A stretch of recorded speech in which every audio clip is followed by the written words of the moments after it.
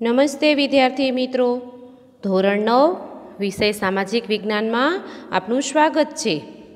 તો વિદ્યાર્થી મિત્રો, આજે આપણે એકમ 2 આધુનિક રાષ્ટ્રનું નિર્માણ તેમાંનો પાઠ 8 ભારતના રાજ્ય બંધારણનું ઘડતર અને લક્ષણો એનો અભ્યાસ કરીશું। તો મિત્રો, સૌથી પહેલાં તો આપણે બંધારણ એટલે શું તે સમજવું જરૂરી છે અને બંધારણ કઈ રીતે ઘડાયું, કેવી રીતે ઘડાયું, એના ઘડવૈયાઓ કોણ હતા, એનો અભ્યાસ આપણે આ એકમમાં કરીશું। તો સૌથી પહેલાં બંધારણ એટલે શું? તો કે કોઈ પણ દેશનું શાસન ચલાવવા માટે ઘડવામાં આવેલા નિયમોના વ્યવસ્થિત સંગ્રહને દેશનું બંધારણ કહેવામાં આવે છે। તો મિત્રો, બંધારણની વ્યાખ્યા યાદ રાખશું કે કોઈ પણ દેશનું શાસન ચલાવવા માટે ઘડવામાં આવેલા નિયમોના વ્યવસ્થિત સંગ્રહને દેશનું બંધારણ કહેવામાં આવે છે। હવે આપણે બંધારણનું મહત્ત્વ જોઈશું। તો બંધારણ એ શું છે? તો કે દેશનો પાયાનો અને મહત્ત્વનો દસ્તાવેજ છે। બંધારણની જોગવાઈઓના આધારે દેશમાં કાયદાઓ ઘડવામાં આવે છે।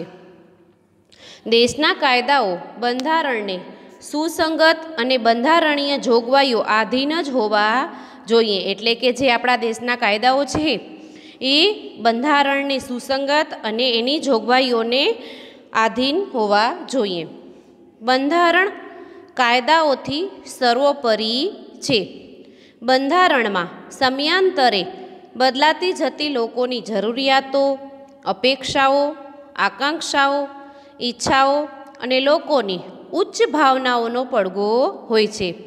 તેથી જ બંધારણને જીવંત અને મૂળભૂત દસ્તાવેજ કહેવાય છે। તો મિત્રો, બંધારણને શું કહેવાય?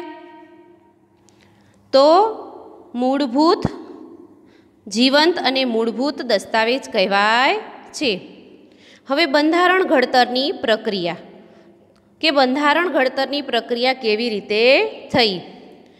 તો અંગ્રેજોએ હવે નક્કી કરી લીધું હતું કે ભારતમાંથી હવે વહેલામાં વહેલું આપણે બિસ્તરા પોટલા બાંધીને રવાના થવું પડશે। તો તેથી કરીને આઝાદી પહેલાં બ્રિટિશ સરકાર દ્વારા 25મી માર્ચ 1946ના રોજ 3 સભ્યોના કેબિનેટ મિશનને ભારતની આઝાદીનો ઉકેલ શોધવાનું કાર્ય સોંપવામાં આવ્યું। તેમણે બંધારણના ઘડતર અંગેનું માળખું ઘડવા માટે બંધારણ સભાની રચના કરી। હવે બંધારણ સભામાં કુલ 389 સભ્યો હતા। મિત્રો યાદ રાખજો હો, કેટલા સભ્યો હતા?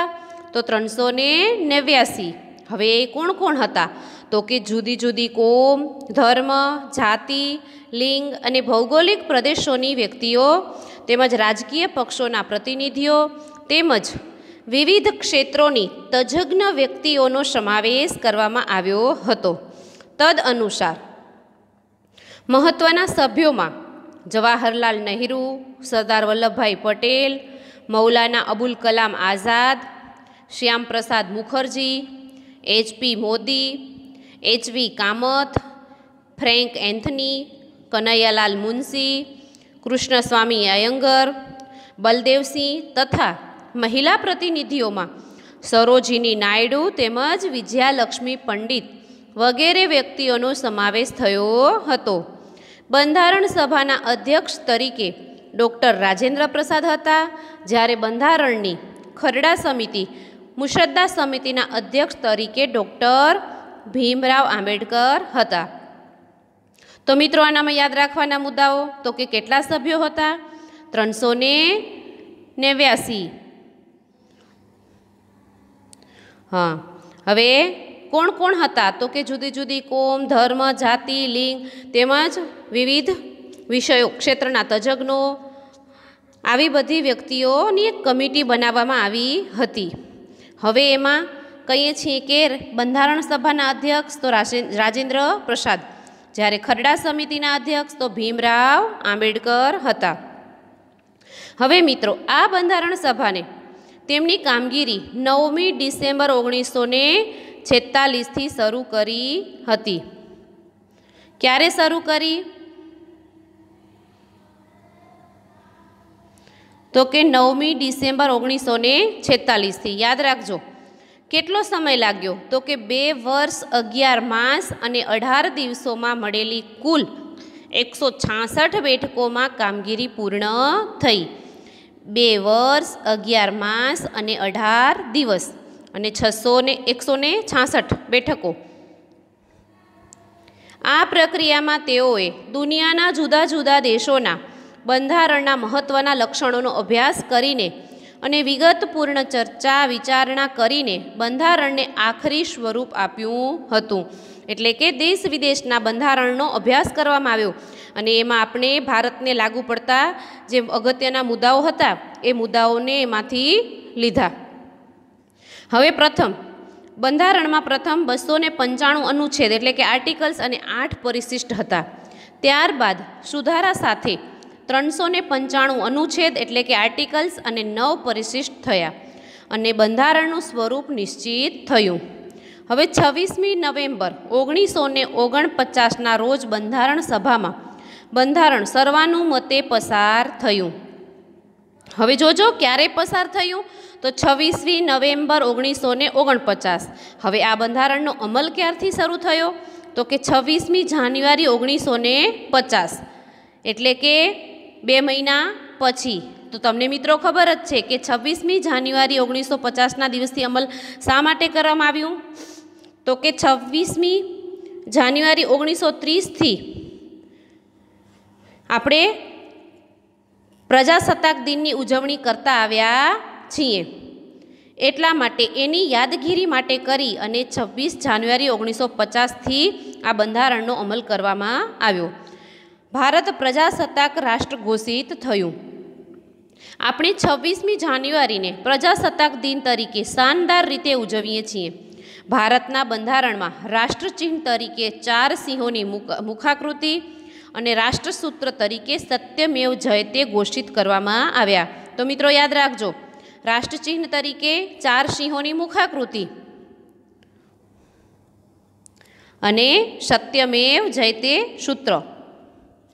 આપણા બંધારણમાં લોકોના મૂળભૂત હકો, ફરજો, રાજ્યનીતિના માર્ગદર્શક સિદ્ધાંતો, સરકારના અંગો અને કાર્યો તથા વહીવટી કેટલીક સૂચનાઓ, ન્યાયતંત્રની વ્યવસ્થા જેવી અનેક મહત્ત્વની બાબતોનો સમાવેશ થયો છે.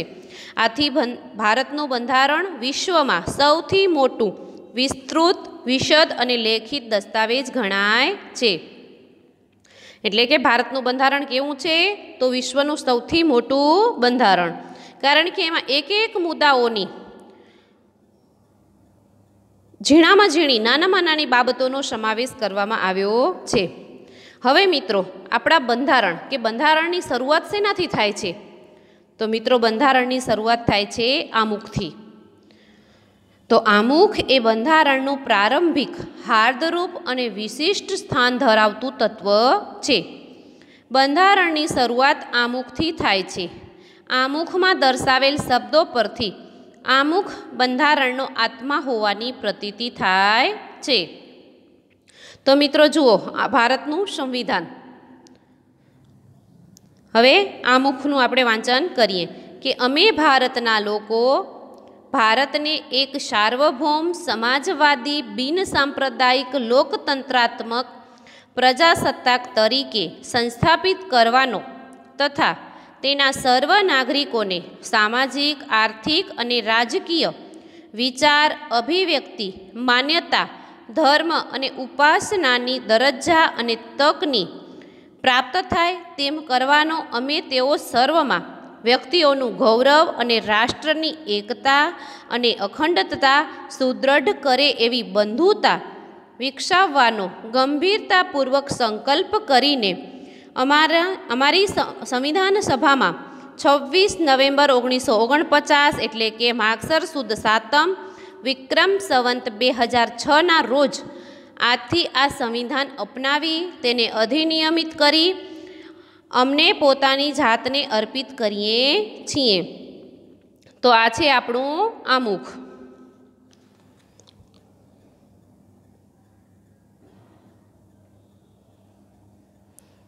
હવે આપણે જોશું આમુખનું મહત્વ.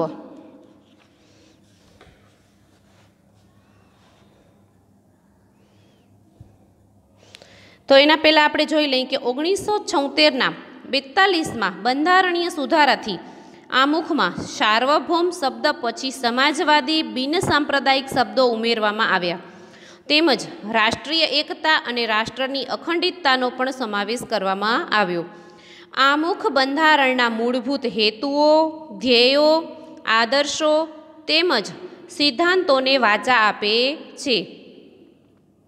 આમુખ બંધારણના ઉદ્દેશ્યો થકી ભારતમાં કલ્યાણ રાજ સ્થાપવાની ઉચ્ચ ભાવનાઓ અને આદર્શોને સિદ્ધ કરવા ઈચ્છે છે એવું સ્પષ્ટ કરે છે.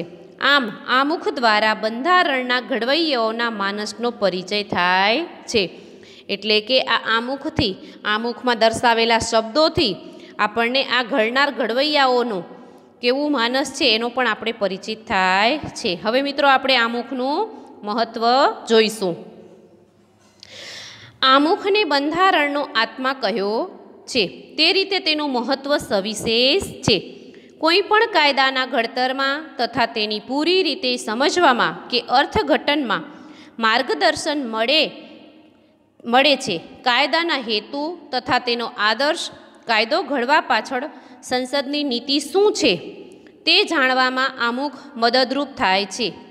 કયા પ્રકારની મુશ્કેલીઓના નિવારણ અર્થે કાયદાને ઘડવામાં આવે છે તેનો નિર્દેશ આપણને આમુખમાંથી સ્પષ્ટ થાય છે.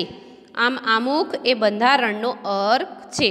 તો મિત્રો યાદ રાખજો, આપણે આ પણ પ્રશ્ન પૂછાશે કે આમુખ બંધારણનો અર્ક સાથી છે, સમજાવો અથવા કારણ આપો.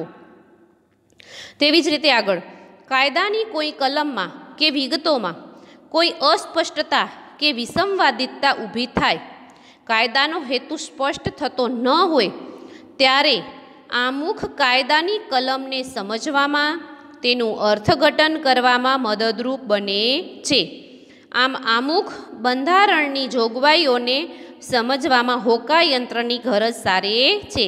એટલે કે મિત્રો આપણે દિશા જાણવા માટે શું વાપરીએ છીએ? તો હોકાયંત્ર. તો આ આમુખ પણ બંધારણને સમજવા માટે હોકાયંત્રનું કામ કરે છે. આમુખ રાષ્ટ્રની એકતા, અખંડિતતા અને નાગરિકો વચ્ચેની બંધુત્વ ઉમદા ભાવનાઓનો અને આદર્શોનો પડઘો છે. આમુખને ઉચ્ચ આદર્શો તથા ધ્યેયોનું પીઠબળ છે.